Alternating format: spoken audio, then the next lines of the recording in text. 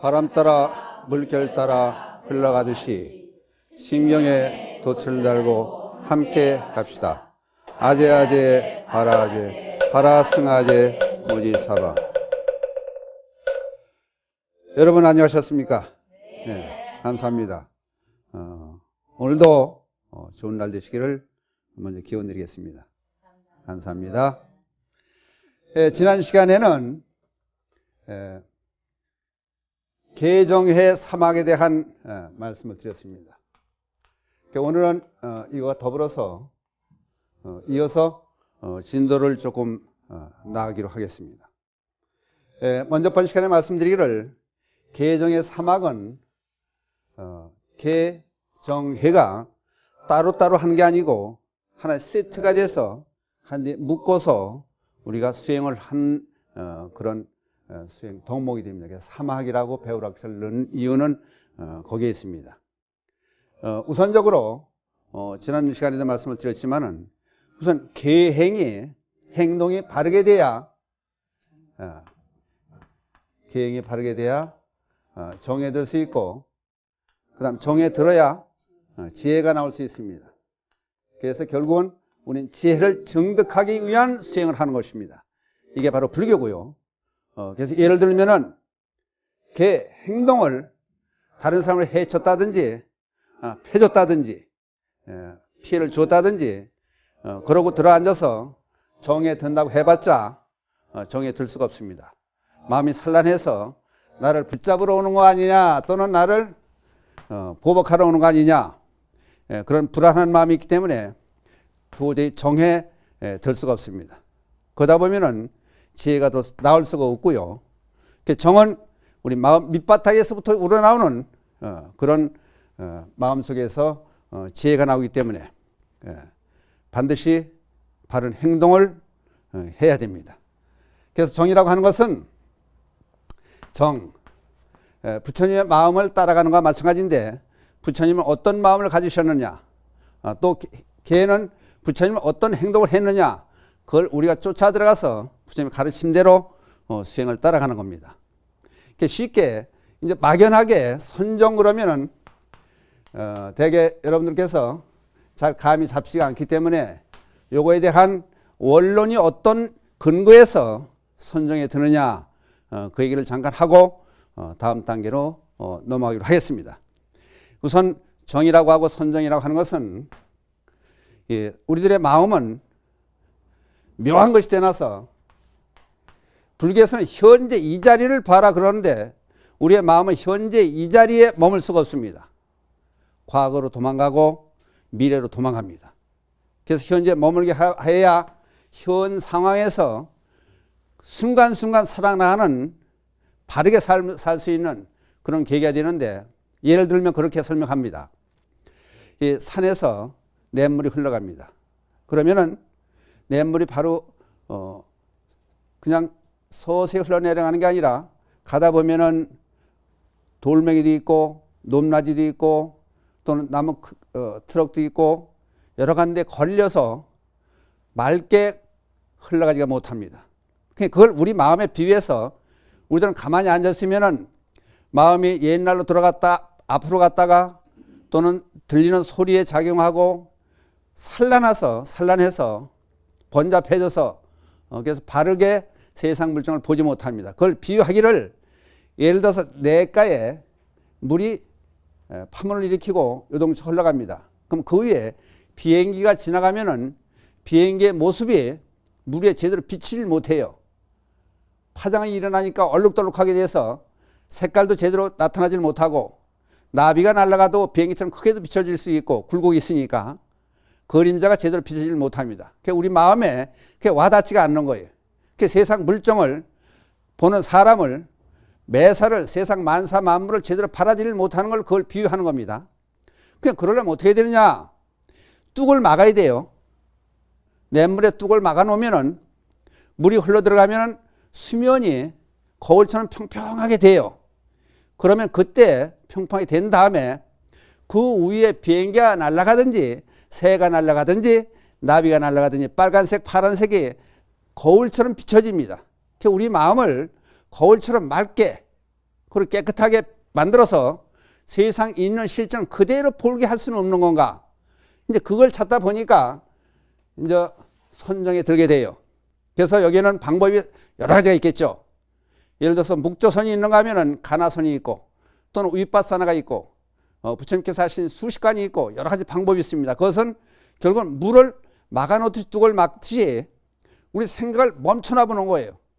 그러니까 예를 들면은 조유 스님이 하신 가나선에 나오는 화두가 개에도 불성이 있느냐? 그럼 개도 중생인데 불성이 있느냐 없느냐?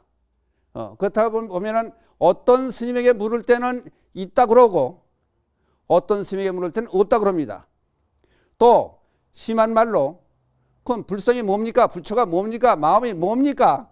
진리가 뭡니까? 물어보면은 어떤 스님은 똥막대기다 그래요. 또 그럼 예를 들어서 나한테 물어보면은 진리가 뭐냐? 분필이다 그렇게 이야기할 수도 있어요. 그러면은 이게 도대체 무슨 얘기냐? 개도 중생인데 불성이 다 일체 중생을 시루 불성이라고 열방에서 분명히 말씀을 하셨는데 불성이 없다는 건 스님께서 몰라서 그런 게 아니고 그럼 왜 그런 말씀을 하셨을까? 쉬운 말로 자가를 물리는 거예요. 다른 생각이 못 나오도록 의심을 주는 거예요.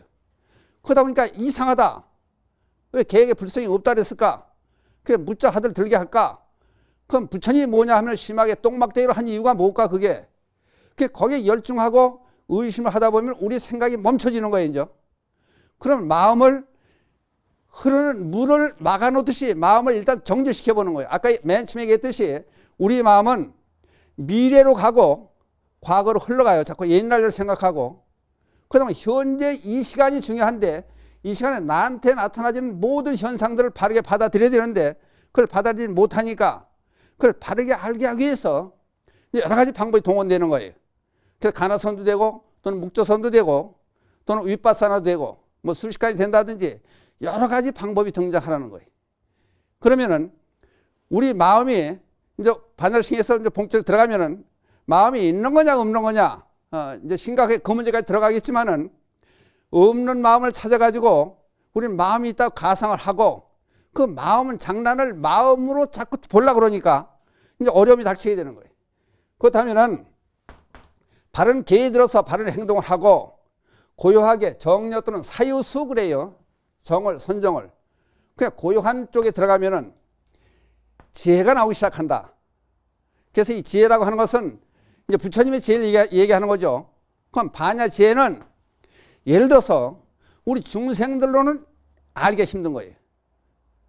우리가 바로 선정에 든다든지 또는 체득해서 들어가서 마음 밑바탕에 있는 그런 마음을 끌어내야지 지혜라는 거예요. 오로지 부처님의 지혜가 반야고 그거를 다른 말로 할 수가 없으니까 지혜 그래서 그냥 해로 표시해 놓습니다만은 예를 들어 그렇습니다.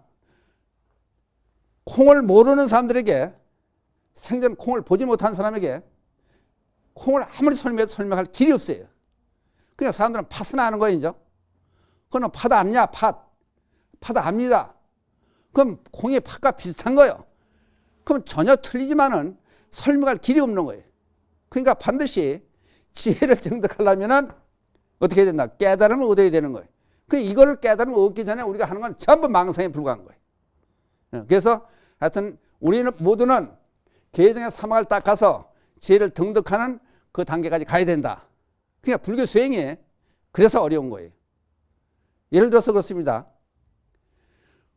생각을 많이 하면은 진전이 있고 알아질 것 같지만은 알 수 없는 게 예를 들어서 길을 지나다가 아름다운 여인이 인사를 하든지 또는 멋있는 남자가 보살들에게 인사를 해요.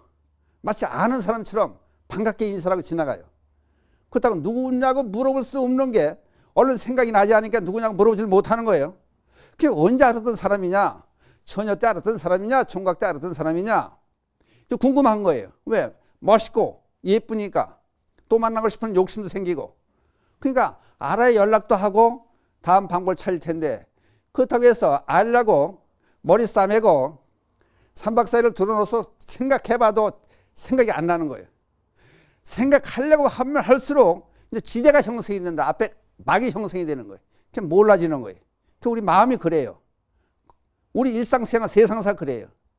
그러니까 세상 사는 좋은 슬기, 지혜를 찾아내서 잘 살려고 애를 써봤자 방법이 안 나오는 거예요. 그렇다면 어떻게 해야 되느냐? 포기를 해버리는 거예요. 그 여자가 누군지 몰라 좋다. 그 남자가 누군지 몰라 좋다. 포기를 해버리고 나고 잊어버리고 포기를 하면은 그때 우연히 생각이 나는 거예요. 세수할 때 생각난다든지 화장실에 앉아서 생각난다든지. 또 가까운 예로 여러분들이 다이아 반지가 있다. 귀한 거기 때문에 잘 둔다 간직해 깊숙이 둔 거예요. 근데 한동안 지나다가 또는 저금 통장을 잘 감춰놓은 거예요.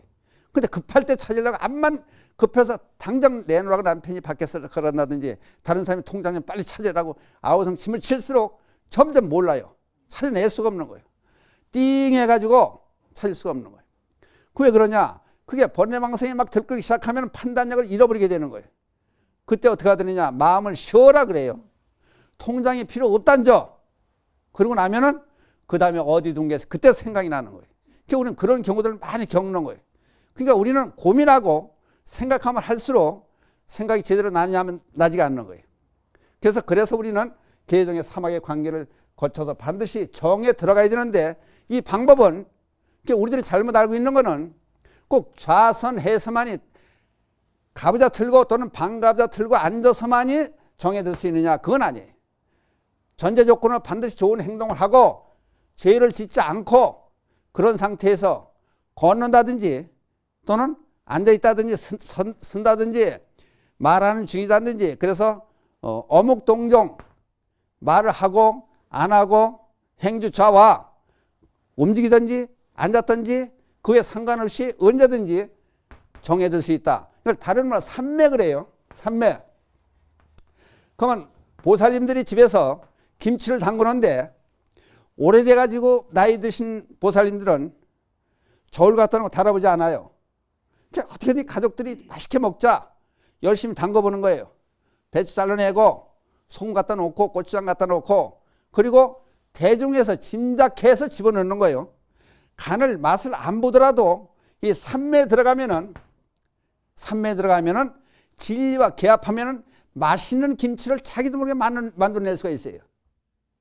그게 우리가 원하는 정이에요. 맛있게 해내는 그 일 자체 그게 해가 되는 거예요.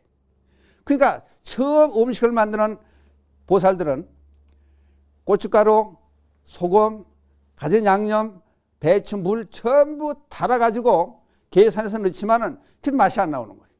그러니까 계정의 사막에 든다는 얘기는 우리 일상생활에서 어떻게 하면 될 건가?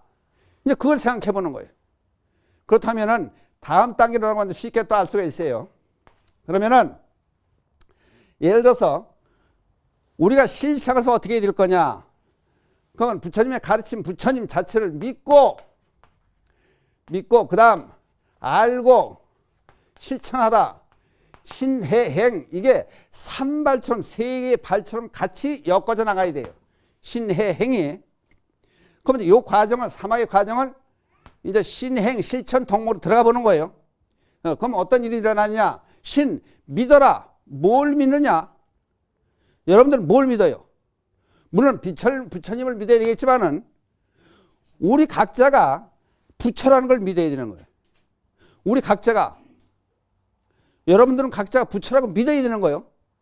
근데 이거를 계속 몇 천 년 동안 우리는 부처다 스스로 애고 다른 사람이 얘기를 해줘도 부처라는 걸 믿지는 못하는 거예요. 그러니까 스스로 부처가 되어야 중생에 떨어져 가지고 중생 노릇만 하고 앉아있는 거예요. 그럼 부처가 뭐냐? 먼저 번에 말씀드렸어요. 세 가지 측면에서 보는 거예요. 청정법신 비로자납을, 원만보신 노산합을, 천백억 화신, 서가모니 천백억 화신. 그러니까 이 얘기가 왜 필요하냐면은 부처가 되려면은 요 근처에 가 있어야 돼. 우리도 똑같이 언제든 행동도 청정하고 마음도 청정한 걸걸로 하고 원만한 모든 거에 다 영합하고 상입할 수 있는 그런 입장이 돼야 되고 천백억 화신이 돼야 되는 거예요. 서가모니 부처님 그러면은 천백억 화신 그래요. 그럼 우리들이 천백억 화신이 되느냐? 예를 들어서 당신이 누구요? 너는 누구냐? 그럼 누구라고 얘기할 수 없는 거예요. 왜? 가는 곳마다 만나는 상대에 따라서 전부 틀려지기 때문에 자신이 누군지 모르는 거예요. 그럼 천백하시는 얘기는 동생을 만나면 언니가 되는 거고, 그럼 언니요. 부부간에 앉았으면 남편이고 아내가 되는 거고, 길을 걸으면 행인이 되는 거고, 자식을 만나면 어머니가 되는 거고, 시어머니를 만나면 며느리가 되는 거고, 그냥 만나는 장소, 만나는 사람마다 전부 틀려지는 이름이에요. 천백화신의 역할을 충분히 해야 부처 역할을 할 수 있는 거예요. 근데 예를 들어서 학교에 교사로 나가고 있는 남편이 아내를 만나면은 남편이 돼야 되는데 학교 선생님처럼 가르치려고 그러면 안 되는 거예요. 그러니까 우리는 가는 곳, 만나는 사람마다 천백화신이 되느냐? 그게 안 되는 거예요. 그렇게 해 나가야 실생활에서 부처처럼 극락 같은 삶을 살 수 있다. 그게 이제 믿음이 되니까 다른 쪽에서 생각하고 있어요. 믿는 거 믿어라. 그러니까 우리는 있지 않은 신을 가상으로 생각해 놓고 이상하게 믿는 거예요. 불교는 똑 떨어지게 이치적으로 전부 따지고 들어가서 반드시 알고 믿어야 되는데 그냥 믿게 되면 어떻게 되느냐? 미혹한 믿음 그래요. 아리까리한 믿음, 미혹한 믿음. 그걸 뭐라 미신 그래요. 그게 미신이에요. 미신. 그게 흔히 종교가 성립되려면은 교주가 있어야 되고, 교리가 있어야 되고, 신도가 있어야 되고, 그러니까 세 박자 맞아야 되는데 그거 없이, 교리도 없이, 그 믿음의 대상도 없이 그냥 귀신 믿는다. 그럼 미혹한 믿음이라고 우리는 그걸 미신 그렇게 얘기할 수가 있는 거예요. 불교는 이런 걸 허락을 하지 않는 거예요. 반드시 항상 청정하라. 정신을 똑바로 차려라. 믿을수록에 정신 똑바로 차려라. 그 다음 원만하라. 누굴 대하든지 원수를 짓지 말고 거슬려라고 이기려고 들질 말아라. 가끔 사람들은 그래요. 자연을 이기려고 그러고 또는 잠이 안 오면 잠 안 오는 걸 이기려고 그래. 그것도 잠 못 자는 방법이에요. 그러니까 모든 것을 이기려고 하면 원만하게 살아가라. 원만하게. 그리스의 역사학자의 수학자인 헤로도투스라고 하는 사람이 있어요. 이 사람이 최초로 평균치를 찾아낸 평균치. 수학에서의 평균치를 맨 처음에 시도한 사람이 헤로도투스라고 하는 사람이에요. 그리스의 역사학자의 수학자야. 그럼 우리가 몇 살까지 사느냐? 지금 여자들의 평균 수명이 82세다 그러면은 나는 무조건 80이 살겠지 이건 아닌 거예요. 10살 죽는 사람도 있고 100살 사는 사람도 있는 거예요. 여러 사람을 합해서 평균 내보니까 이렇더라. 이 이론이라는 것이 이론, 실천이 없는 이론은 아무짝도 소용없는 거예요. 실제 이 헤로도투스라고 하는 사람이 가족을 데리고 자식 둘과 부인과 넷이 내가를 건너가게 돼요. 건너가기 전에 잠깐 부인하고 애들을 세워놓고 키를 재가지고 평균치를 내. 키를 재서 평균치를 내는 거. 평균치 내니까 150cm가 됐었는데. 근데 자를 가지고 내가를 재고 다니는 거예요. 이제. 20cm 되는 데도 있고 3m 되는 데 있고 4m 되는 데 있고 있는 거. 쭉 몇 군데를 재가지고 평균을 냈어. 냈더니 130cm요.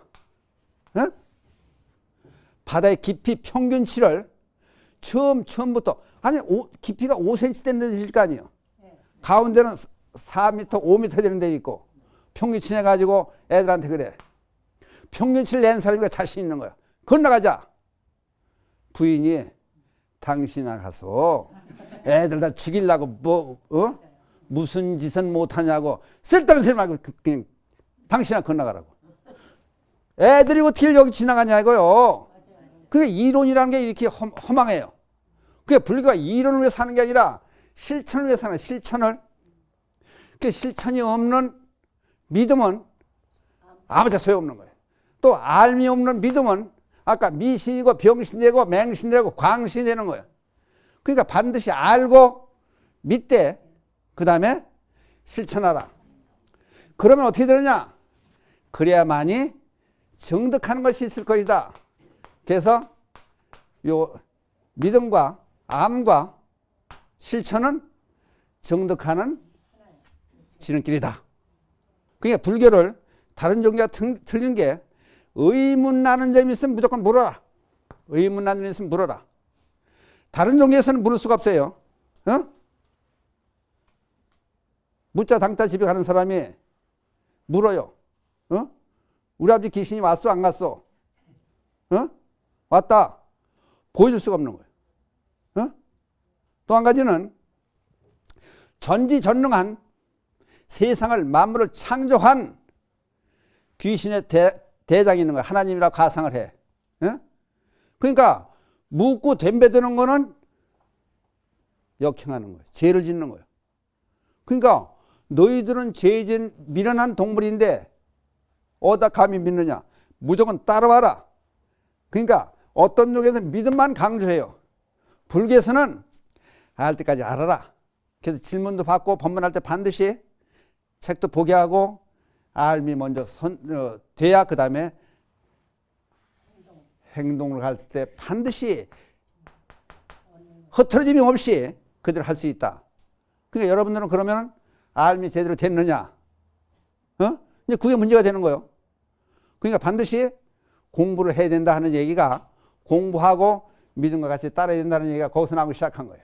그래서 불교는 세 가지 단계를 거쳐야 된다. 그래서 아까 여기 나왔을 때 우선 실천을 다른 생활적인 측면에서 한번 더듬어 봐요. 2조 때 22대 왕이 정조대왕이에요. 정조대왕의 아버지가 12살에 죽은 뒤지 속에 갇혀 죽은 사도세자예요. 사도세자의 무덤을 저 수원 용주사를 절면으로 현능원이라고 하는데 먼저 갖다 모셔놔요. 아버지를. 그래놓고 현능원에 능지기를 배치시켜요. 근데 하루는 보니까 겨울날인데 눈이 오기 시작하고 날이 추워요.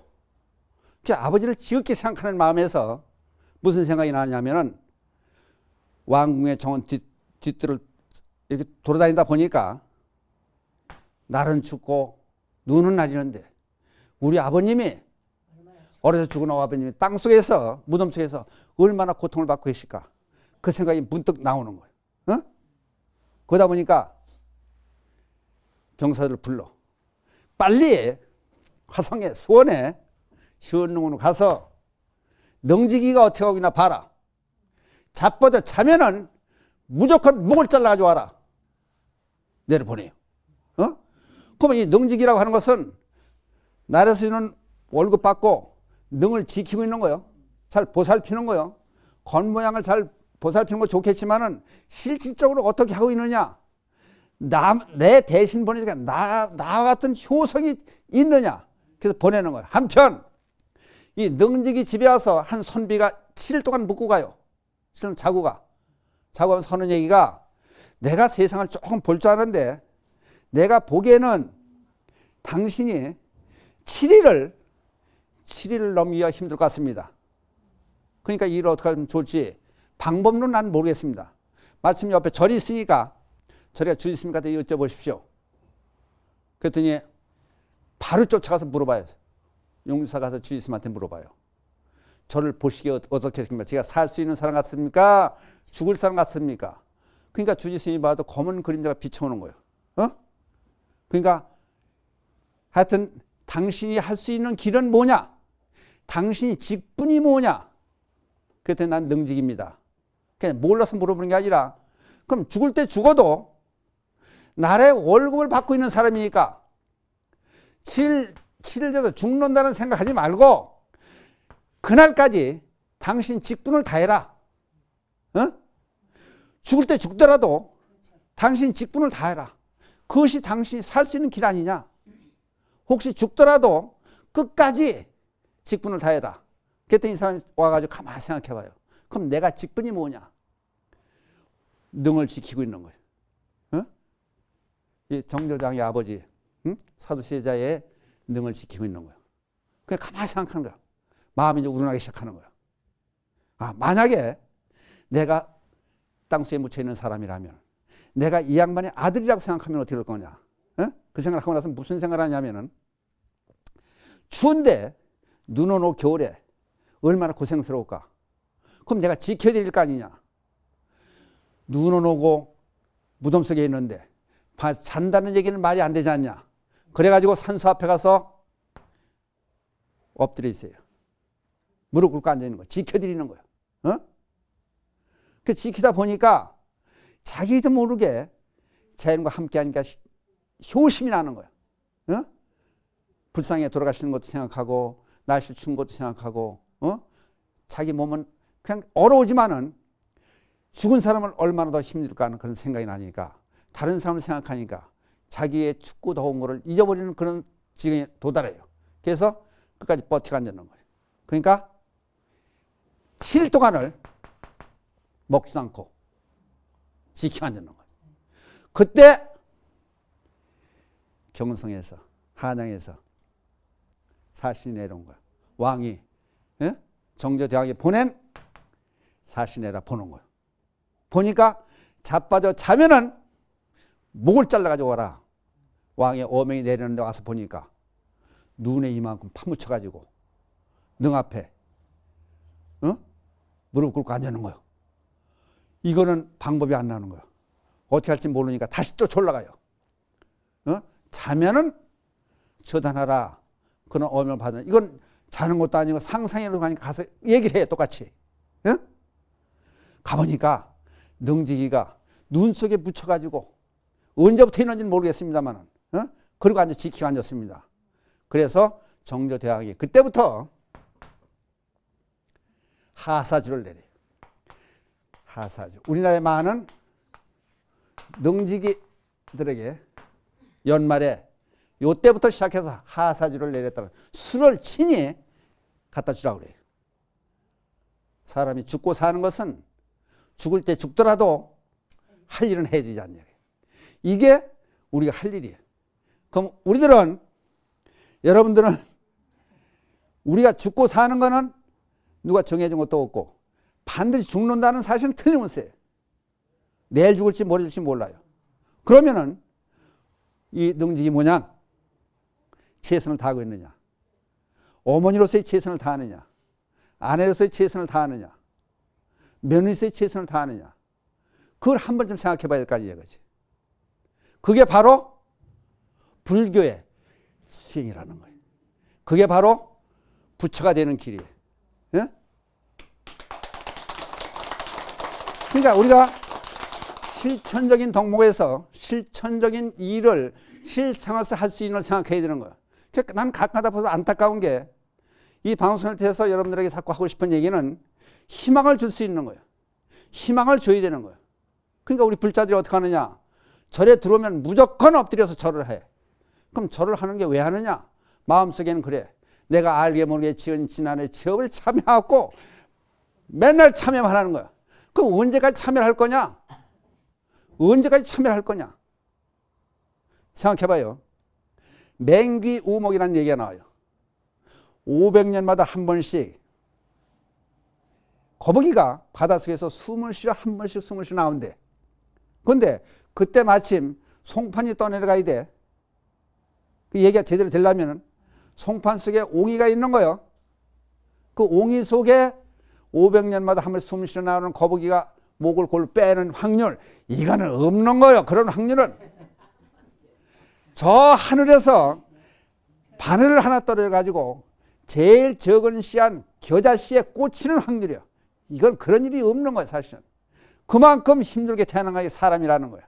그러면은 불설 아미타에 보면은 무슨 얘기가 나오냐면은 10만억 국토를 지나야 극락세계에 있다고 그래요. 근데 이게 다른 말로 해석하려면 어떻게 해석할 수 있느냐? 10선을 행하면은 극락국에 태어난다. 다른 말 또 하면은 10선을 행하면 사람은 태어날 수 있다는 거예요. 10선이 뭐냐? 살생제, 금일참회, 투동제, 금일참회 이걸 거꾸로 뒤집어 놓는 게 10선이에요. 그래서 사람은 태어나는 게 얼마나 힘드냐? 그럼 사람은 태어나는 게 대단한 거야, 이거는. 부처도 될 수 있고 자기가 원한다면은 1시간 동안 축생원도 갈 수 있고 대의도 될 수 있고 여우도 될 수 있고 얼마든지 문신의 폭을 넓혀가지고 마음대로 할 수 있는 게 사람이에요. 그러면 그렇다면은 사람으로 태어나 그렇게 힘들게 우리는 사람으로 태어나는데 맨날 다른 종교 세계는 죄인처럼 생각하고 그저 전생에 내가 지은 무슨 악업을 지었어. 돈을 떼어먹어도 죄업이고 악업이고 그러면 언제 앞으로 할 일을 언제 생각하고 당당히 살아봐야 할 거 아니냐, 그렇지? 앞으로 어떻게 할 거냐? 그걸 생각해야 되는 거예요. 참선해야 되고 기도해야 되고 염불해야 되고 간경을 해야 되고 전부 경전이 있는 과정에 나와요. 내가 어떻게 할 거냐? 그 지혜가 나오기 시작하는 그걸 알 길이 없는 거예요. 그러니까 우리는 닥친 현상을 실생활 속에서 될 수 있는 대로 좋게 보는, 긍정적으로 보는, 그러니까 다른 사람을 그 사람 입장에서 생각하고 내가 배려해 줄 때 이게 불교의 실천 수행이 되는 거예요. 내 입장을 가져서는 안 되는 거예요. 그러니까 며칠 전에 책을 보다 보니까 이조시대에 그런 얘기가 나와요. 한 대감이 광을 헐고 광을 뚫고 쌀을 퍼가는 얘기야. 그러니까 내가 알고 있는 얘기와 비슷한 얘기가 나오니까 기억을 하는 거예요. 광을 뚫고 쌀을 퍼가는 거예요. 그러니까 와서 쌀을 담아가지고 광을 이렇게만 구멍을 뚫고 자루를 이렇게 만들어 놓고 밖에 자기가 나가가지고 끌어내릴 거 아니에요. 밖에 나가서 자루를 끌어내는데 이 대감이 안 거예요. 알아가지고 안에서 밀어주는 거예요. 그러니까 잡아 끌다 보니까 이상하잖아요. 뭐가 느끼는 거예요. 밀어주는 걸 느끼는 거예요. 도망갔잖아요. 그러니까 그 하인을 시켜서 불러오라 그래. 가지고 쌀 가지고 가라고. 이게 천백억 화신이 돼서 상담의 입장에서 보는 거예요. 실제 이조시대에 그런 일이 있었어요. 어젠가 그저께 책을 봤는데 그 이름은 기억이 안 나 지금. 뭐 이름 알려봐야 그렇고. 할아버지 한 분이 주막에서 밥을 훔쳐먹다 붙들려 왔어요. 재판을 하는 거예요. 원님이 재판하는 도중에 자기가 재판을 하기 전에 돈 2냥을 주어요. 내가 정치를 잘못해서 내 고을 백성을 다스리지 못해서 이런 사람이 있다. 벌을 주기 전에 벌을 받을 건 나다. 돈 2냥을 줘요. 그리고 얘기를 해요. 여기 모인 사람들 다 마찬가지 아니냐 우리. 같이 잘 살아야 되는데 이런 사람이 있다는 게 우리 모두의 수치가 아니냐. 어떻게 할 거냐. 거기 모인 사람들이 처음부터 한 냥씩을 내. 그땐 주막에서 고발했던 사람이 자기는 돈 2냥을 내 또. 사또가 2냥을 내니까. 그 할아버지한테 그 밥 훔쳐온 노인한테 돈을 걷어줘요. 이게 불자들이 할 일이요. 이게 실천이요. 그러니까 우리는 이 대목에서 어떻게 하면은 상대방 입장에서 행동을 할 거냐. 그걸 내 입장 생각하지 말고 그게 바로 천백억 화신이 되는 부처가 되는 바로 지름길이다. 아셨습니까? 네. 네.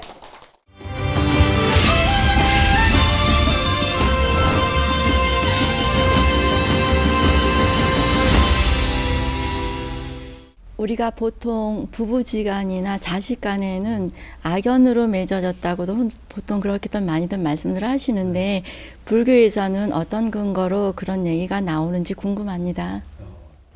허황된 얘기 아니냐 따지네 지금. 예, 이 인연을 어떻게 하면 좋게 맺을까 이게 상당히 중요한 것 같아요. 그 얘기에 앞서서 방송을 15회 동안 쭉 해오면서 제가 하는 방송을 듣고 좋은 인연을 가진 사람도 있고 또 부정적으로 보는 사람도 있고 많은 사람들이 있겠죠. 근데 그거를 제 나름대로 해소하기 위해서 고마움을 하여튼 내 방송을 듣고 남을 하든지 칭찬을 하든지 봤기 때문에 그런 거 아니에요. 본 사람들의 감사하는 뜻으로 15회 때 이벤트 행사를 방송에서 하지 않던 최초 행사를 내가 했어요. 했는데 보니까 상상이나 많은 분들이 한 2,000분에 가까운 분들이 ARS를 통해서 접속에 들어왔어. 그러면 그분들은 그 이에 많은 분들도 마찬가지지만 그분들도 방송을 봤을 거 아니냐.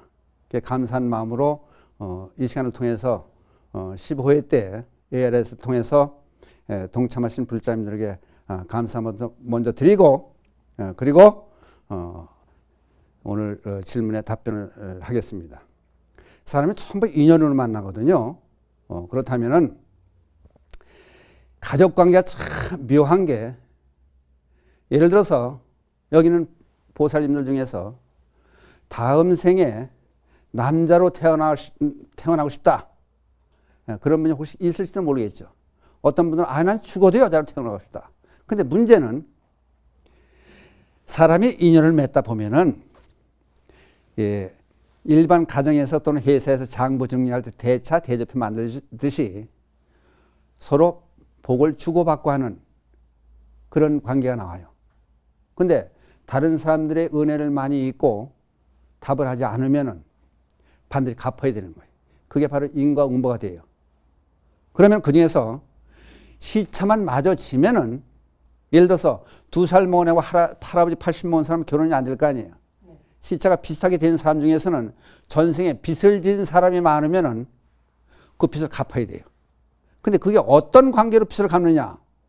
부부의 관계 또는 자식 간의 부모의 관계, 형제 간의 관계로 빚을 갚는 거예요. 그렇다면 이제 부부 간의 관계를 보자고. 아니 부인들이 무슨 죄를 졌길래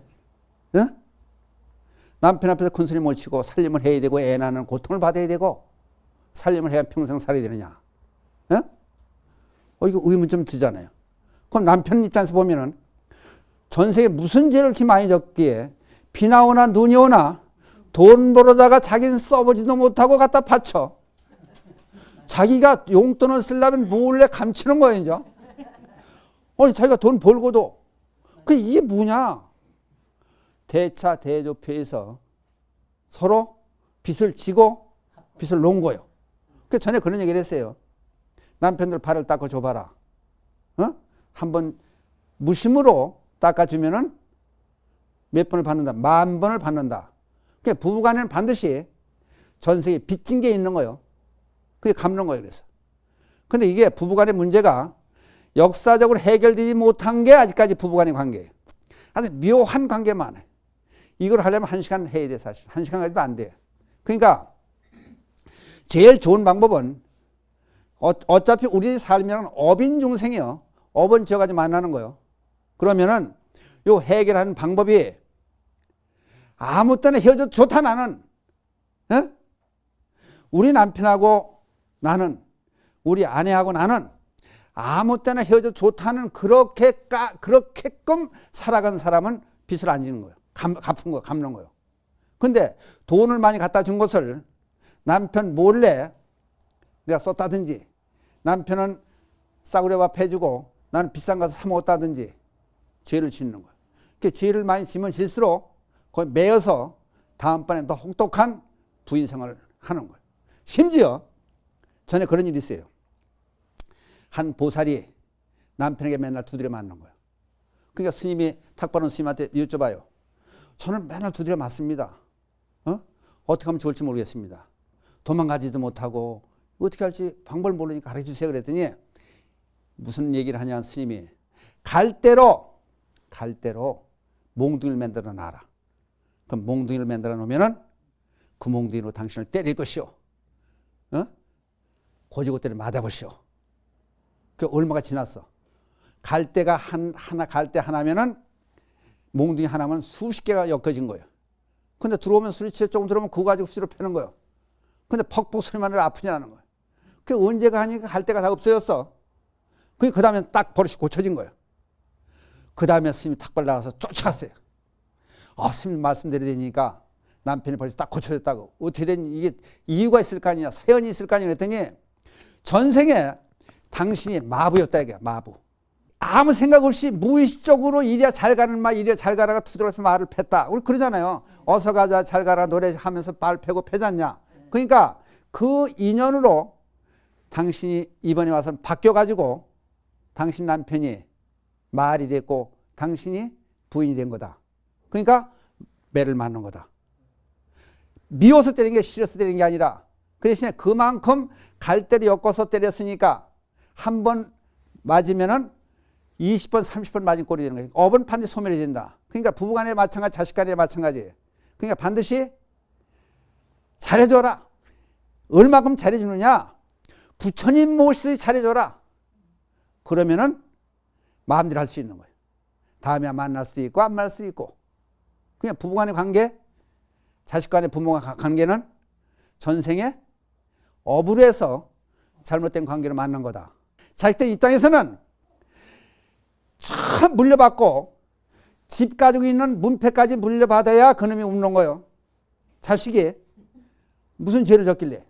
그러니까 그거를 분명히 알아가지고 하여튼 최대한 잘해줘라. 얼마큼 잘해주느냐. 부처님만큼 부처님 모셔서 잘해줘라. 그러면 가족 간에 부부 간의 업이 소멸된다. 아셨습니까? 네. 네.